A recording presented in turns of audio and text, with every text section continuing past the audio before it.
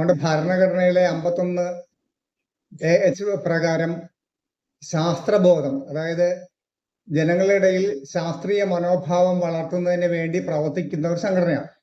ഒപ്പം നിരവധിയായ വിഷയങ്ങളിൽ കേരളത്തിലും ഇന്ത്യയിലും ലോകത്താകമാനവും ഉള്ള യുക്തിബോധം നിരവധിയായ വിഷയങ്ങൾ, പല കാര്യങ്ങളും രാഷ്ട്രീയമായ കാര്യങ്ങൾ ഉൾപ്പെടെ, രാഷ്ട്രീയം എന്ന് പറഞ്ഞ കക്ഷി രാഷ്ട്രീയത്തെ അല്ല ഉദ്ദേശിക്കുന്നത്, രാഷ്ട്രത്തെ സംബന്ധിക്കുന്ന വിഷയങ്ങളിൽ യുക്തിയുക്തം ചിന്തിച്ച് തീരുമാനമെടുക്കുന്നതിന് വേണ്ടിയിട്ടുള്ള കാര്യങ്ങളിൽ യുക്തിവാദ സംഘത്തിന് അഭിപ്രായം ഉണ്ടാവും.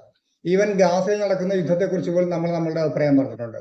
ഇപ്പോൾ ഈ കഴിഞ്ഞ ദിവസം ഇവിടെ സജി ചെറിയാൻ മന്ത്രി നമ്മളുടെ ഒരു ആൾദൈവത്തെ പോയി ചുംബിച്ചതിനെ കുറിച്ച് നമ്മൾ വളരെ ശക്തമായ രീതിയിൽ അപലപിച്ചുകൊണ്ട് നമ്മൾ അഭിപ്രായം പറഞ്ഞിട്ടുണ്ട്. നമ്മളുടെ ഇപ്പോഴത്തെ അവസ്ഥയിൽ ശാസ്ത്രീയ മനോഭാവം വളർത്താൻ വേണ്ടി ഉള്ള ഒരു ഭരണഘടനയിൽ ആ ഭരണഘടനയായിട്ട് മുന്നോട്ട് പോകുമ്പോൾ നമ്മളുടെ ഗവൺമെന്റ് എന്താണ് ചെയ്യുന്നത്? നമ്മുടെ ഈ നിങ്ങൾക്ക് അറിയാൻ പറ്റും, ശാസ്ത്ര കോൺഗ്രസ് എന്ന് പറഞ്ഞ എല്ലാ വർഷവും നടത്തുന്ന ഒരു ഇതുണ്ട്. 5 കോടി രൂപ കേന്ദ്ര ഗവൺമെന്റ് കൊടുത്തിട്ടാണ് ഈ ശാസ്ത്ര കോൺഗ്രസ് നടത്തുന്നത്. ഇന്ത്യയിലുള്ള മുഴുവൻ വളർന്നു വരുന്ന ശാസ്ത്രജ്ഞന്മാരെ, പരിണതപ്രജ്ഞ ശാസ്ത്രജ്ഞന്മാരെ എല്ലാവരും തന്നെ വളരെ വിശാലമായ രീതിയിൽ കാര്യങ്ങൾ അവതരിപ്പിക്കുകയും ചർച്ച ചെയ്യുകയും ഒരുപാട് കാര്യങ്ങൾ, നല്ല വിശാലമായ കാര്യങ്ങൾ നടത്തിക്കൊണ്ടു പോകുന്ന ഒരു ശാസ്ത്ര കോൺഗ്രസ് ആണ്.